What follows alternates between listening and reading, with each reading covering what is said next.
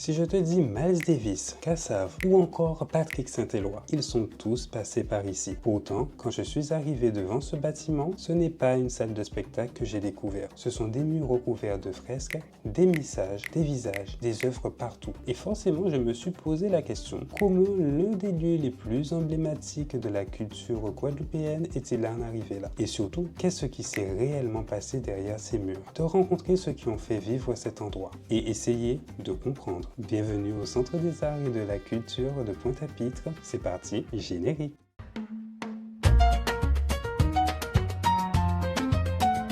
Bisous parfumés. Avant de découvrir ce que ce lieu est devenu, il faut comprendre ce qu'il représentait. Le Centre des Arts ouvre ses portes en 1978. Et pendant plusieurs décennies, c'est l'un des lieux les plus importants de la culture guadeloupéenne. Des spectacles, des concerts, des rencontres, des artistes locaux caraïbéens et internationaux. Miles Davis y joue, Kassav y passe, Patrick Saint-Éloi aussi. Bref, ici la culture vivait. Le Centre des Arts se situe à Pointe-à-Pitre et du coup, vous allez facilement le retrouver avec le GPS et tout, vous garez à proximité et le lieu est très accessible, allez sans problème. Donc voilà, c'est parti. Me voilà aujourd'hui au Centre des Arts et cette fois-ci, c'est parti pour la petite visite de ce que c'est devenu. C'est un lieu qui a été repris par des artistes militants de façon à conserver l'origine même de la création de ce lieu qui est dédié à l'art. Et c'est peut-être ici que commence réellement l'histoire que je suis venu découvrir. Parce qu'en 2021, après plus d'une décennie de fermeture, quelque chose se passe. Des artistes décident d'investir pacifiquement les lieux. Ils se regroupent sous le nom de Collectif Artistes Résistance. Et quand je regarde autour de moi aujourd'hui, je vois encore des traces de leur passage sur chaque mur. Mais je voulais comprendre une chose. Pourquoi venir créer ici? Pourquoi prendre position de bâtiment fermé depuis autant d'années? Alors je leur ai posé directement la question. Qu'est-ce qui vous a poussé à investir le Centre des Arts aujourd'hui? Alors, je suis en plein montage, j'ai des informations complémentaires à te donner. Il faut savoir qu'on a une grosse victoire puisque le collectif a enfin eu gain de cause et les travaux ont pu reprendre dans le Centre des Arts qui sera bientôt un lieu de culture comme il était auparavant. À la fin de la vidéo, je t'ai mis une petite surprise rien que pour toi. N'hésite pas à liker, commenter et partager pour que la chaîne puisse encore survivre. Et si tu veux d'autres vidéos comme celle-ci, n'hésite pas à me le dire en commentaire et donne-moi ton avis aussi sur cette belle visite que je vais te montrer par la suite. Malheureusement, les images qui vont suivre, tu vas pas pouvoir les découvrir toi-même, mais cette vidéo va te servir de témoin, donc je te laisse avec la suite. C'est parti. Alors bonjour Fabrice, est-ce que tu peux me présenter le lieu? Alors bonjour à tout le monde. Alors vous êtes ici au Centre des Arts et de la Culture, qu'on a rebaptisé Centre des Arts et de la Culture Maurice Condé par rapport à un événement sur la journée des droits de la femme qu'on avait fait. On avait sa fille qui était invitée, qui avait lu quelques passages de ses livres. On avait discuté de la femme en groupe. Et voilà, nous sommes ici depuis le 5 juillet 2021. C'est le premier objectif de notre présence, et d'ailleurs des premiers qui sont entrés ici, c'est de forcer aux autorités compétentes à finir le bâtiment. Puisqu'il a fonctionné à peu près pendant 45 ans. Il y avait de l'art et de la culture qui se faisait. Oui, des pièces de théâtre notamment. Voilà, oui. Il a été fermé en 2009-2010 pour rénovation. Ils ont commencé des rénovations et en agrandissant aussi le bâtiment et finalement les travaux se sont arrêtés. Le bâtiment est resté 10 ans abandonné en état de chantier. Il faut savoir que des artistes comme Miles Davis sont venus conserver ici quand même. Et alors pour la population, c'était pas normal, en tout cas les artistes en général, puisque ce sont eux qui ont pris le bâtiment d'assaut, c'était pas normal qu'un lieu comme ça soit abandonné. C'était le lieu artistique de la Caraïbe, et alors c'est pour ça que d'autres artistes nous ont rejoints et on a commencé à peindre sur le mur et on a des petits artistes touristes des artistes touristes. Qui ont rajouté leurs pattes. Qui savent ils ont rajouté leurs pattes et finalement ça a donné celui-là. Oui. C'est incroyable ce que vous avez fait, j'ai visité et on va le voir dans la vidéo. Il y a des artistes incroyables et surtout vous avez fait ressortir la beauté de quelque chose qui n'était pas achevé et je trouve ça génial. Ben, déjà, c'est pour ça que là, je vais dire merci à tous les artistes pour ça, et tous les artistes peintres qui ont pu participer. Mais il n'y a pas que la peinture qui est mise en avant, ici aussi il y a la sculpture, la danse, la musique, le chant. On n'a pas beaucoup fait de théâtre, mais il y a un tout petit peu qui s'est fait aussi quand même. Et voilà, on essaie de vraiment tout ce qui se rapproche à l'art. Que vous le refassiez pour que ça fonctionne ici. Alors, ceux qui vont voir la vidéo, si vous êtes en Guadeloupe, si vous êtes de passage à Guadeloupe et que vous avez un art à proposer, venez me voir. Ah, super. Cette belle visite. Oui. Présenter vite fait quelqu'un. C'est Antoine. Comment on dit, c'est notre commissaire entre guillemets. D'accord. On s'est vu tout à l'heure. Par la suite, vu ce que Fabrice m'a expliqué et la mobilisation, quelles sont les actions que vous allez faire par la suite? Il semblerait qu'après 14 ans d'abandon de la culture en Guadeloupe et du plus bel endroit voué à la culture en Guadeloupe, va pouvoir enfin peut-être recommencer à renaître et on va pouvoir rendre le bâtiment, signer une convention avec Cap Excellence. Cap Excellence va, alors je peux le dire parce que ils se sont engagés et ils confirment leur engagement de reloger les artistes du collectif qui ont fait le travail dans le CAC. C'est ça que j'ai trouvé extraordinaire, parce que Fabrice m'a expliqué tout à l'heure qu'il y a des événements, il y a des concerts, il y a des pièces de théâtre. C'est vraiment bien de redonner vie à un endroit comme celui-ci, en plus qui est chargé d'histoire. Ouais, c'est marqué sur le fronton de l'entrée. Voilà, on ne fait pas que de l'art visuel. Il y a le théâtre, il y a la musique, il y a la danse, il y a la poésie. Voilà, les arts, je dirais, on essaye de représenter les arts dans leur globalité. Pour ce témoignage et ces explications, avec le mot de la fin, est-ce que tu peux nous dire en fait à la communauté pourquoi venir en fait dans ce lieu? En quelques mots. Alors, vous aimez l'art, venez au CAC. Définitivement. Vous ne connaissez rien à l'art, venez au CAC, définitivement. Vous êtes curieux de découvrir ce qu'on a pu mettre en place au CAC, venez. Et puis, par contre, oui, pour ceux qui ne sont pas curieux, ceux qui n'aiment pas l'art, justement, c'est l'endroit pour essayer de voir qu'est-ce qui peut vous plaire dans l'art, parce que ici on a tapé large, hein. Il y a de la sculpture, il y a des portraits, il y a des paysages, sur les murs il y a des slogans. Alors, il y a des slogans autour de la poésie, il y a des slogans autour de la politique, il y a de l'art de circonstance, non, il y a de quoi faire. Je pense que maintenant, avec les plus de 300 œuvres qu'on a dans le mur, n'importe qui peut tomber amoureux d'une œuvre au CAC. Vraiment. Mais vraiment, j'ai vu des gens limite s'évanouir devant les œuvres. J'ai vu des dames qui, à la moitié de la visite, complètement, il me faut un siège.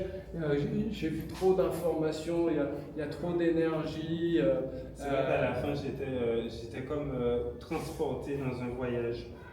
Mais bien sûr, parce que d'abord, il y a l'énergie du bâtiment. Je veux dire, avec tout ce que le bâtiment a connu avant le début des travaux et le fait qu'ils aient abandonné les travaux, je veux dire, il y a eu un nombre d'artistes.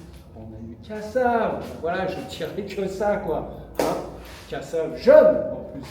Je ne dis pas, je nomme pas tous les artistes qui sont passés. Et cette énergie, elle est là, cette résonance, elle est là. Il peut y avoir, mais c'est très très large. En plus, il y a les murs extérieurs avec les grands portraits, et il y a tout ce qui est à l'intérieur.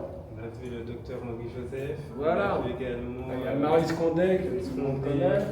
Mais je t'en prie. Après avoir entendu leur histoire, j'ai commencé à regarder les murs différemment. Au début, je voyais surtout les couleurs, les dessins, les fresques, puis j'ai commencé à voir les messages derrière. Parce que ici, l'art ne s'arrête pas simplement à la décoration. Il raconte, il revendique, il questionne, il transmet et surtout, il y en a partout. Je pouvais passer devant un mur pour la première fois, revenir quelques minutes plus tard et remarquer quelque chose que je n'avais absolument pas vu la première fois. Un visage, une phrase, un symbole, un détail. C'est presque une galerie d'art, mais sans parcours imposé. Tu te balades, tu observes, tu t'arrêtes, tu découvres. Salut. Bonjour. Je pense que c'est un petit reporter Oui. dans cette année. Je le connais. Il avait fait un truc sur un sac à dos récemment. C'est vrai, tu Oui, me connais. j'avais vu. Oui, c'est moi. Avec Miko. Miko, ouais. Exactement. Enchanté. Voilà, trois connus. Ouais, ça a été un peu- Voilà, eh ben, voilà, c'est son projet. Je suis content. Et du coup, oui, Bonsoir. en fait, j'ai découvert ce studio. Du troisième œil, j'imagine. Très très beau. Et en fait, pour savoir là où ça se situe, c'est avant la mairie de Pointe-à-Pitre qui est juste à côté. Voilà.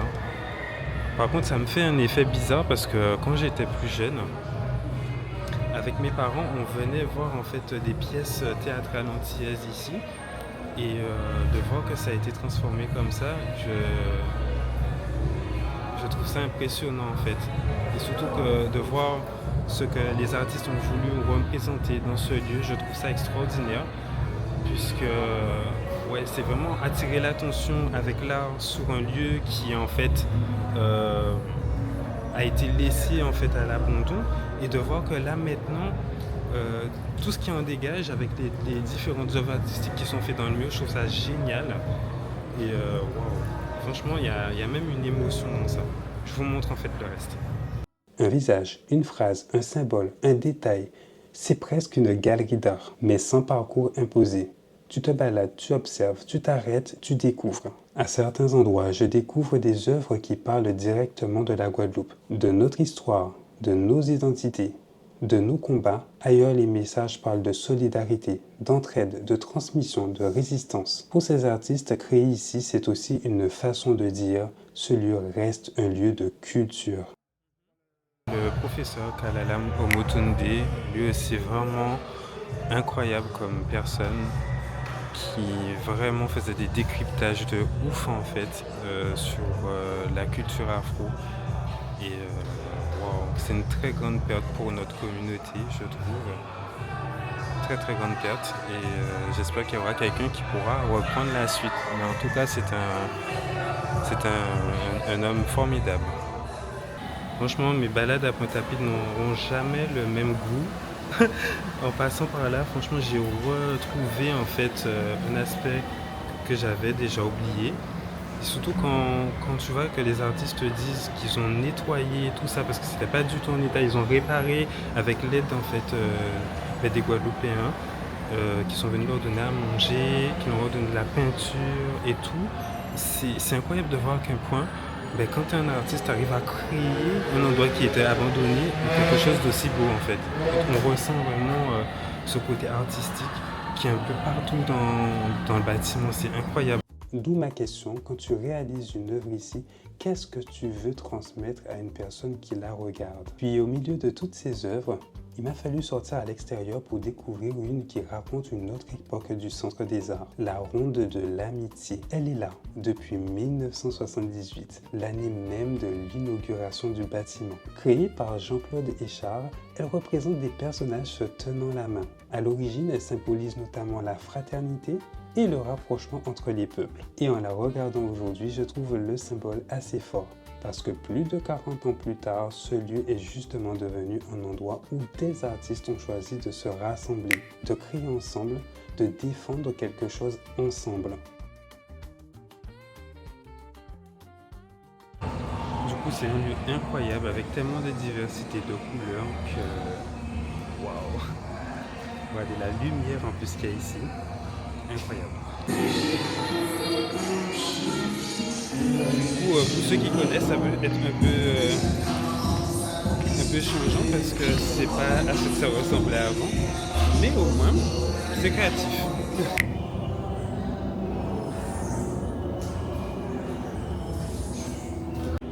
Je suis tombé sur le féminin sacré en toile. C'est incroyable. Avec tous les mots qu'il y a derrière. Ouais, intuition, inspiration, imagination, compassion, sensibilité, écoute, empathie. Et juste derrière, on a le masculin sacré. Et là, on a d'autres choses comme la responsabilité, l'action, le pouvoir de concentration, la paternité, la générosité, l'encouragement, coupé à l'arbre de vie. Incroyable. Et finalement, il y a un mot qui revient dans ma tête pendant toute cette visite. Lionnage. Ce mot créole qui veut dire créer du lien, faire ensemble, transmettre. Parce que ce que je découvre ici ne se résume pas uniquement aux peintures sur les murs. Il y a les artistes, les rencontres, les histoires, ceux qui étaient là hier et ceux qui sont là aujourd'hui. Et ceux qui découvriront peut-être ce lieu demain. Mais du coup, pourquoi il était important pour eux que le Centre des Arts reste un lieu consacré à la culture? Parce qu'aujourd'hui, cette histoire entre dans une nouvelle phase. Un projet de réhabilitation doit permettre au Centre des Arts de renaître. Et forcément, après avoir marché dans ces couloirs, rencontré ces artistes et découvert ce qui a été créé ici, je me pose une nouvelle question. Que va-t-il rester de cette période? Parce que ces fresques ne racontent pas simplement l'histoire des artistes venus peindre sur ces murs, elles racontent aussi plus de 10 ans de fermeture, une mobilisation, une époque et cette vision de la culture guadeloupéenne. Quand je suis arrivé ici, je voulais simplement découvrir ce qu'était devenu le Centre des Arts de mon enfance. Mais en repartant, j'ai compris que la vraie histoire n'était pas seulement celle d'un bâtiment fermé. C'était celle de personnes qui ont refusé de le laisser devenir silencieux. Alors elles l'ont rempli autrement, avec des couleurs, avec des messages, avec leur histoire, avec leur art et surtout, c'est finalement ce que je retiens de cette visite. Quand un lieu de culture cesse officiellement de vivre, est-ce qu'il cesse vraiment d'être un lieu de culture? Ici, des artistes ont décidé que non. Et maintenant que le Centre des Arts s'apprête à connaître une nouvelle vie, j'ai envie de poser une autre question. Est-ce que tu penses qu'une partie de ces œuvres devrait être conservée dans le futur Centre des Arts? Et si tu connais l'histoire de cet endroit ou que tu l'as connu avant la fermeture, raconte-moi ton souvenir en commentaire. Parce que j'ai l'impression qu'il reste encore énormément de choses à raconter sur ce lieu. C'était Vince, bisous parfumés et à très bientôt pour la prochaine vidéo. Encore.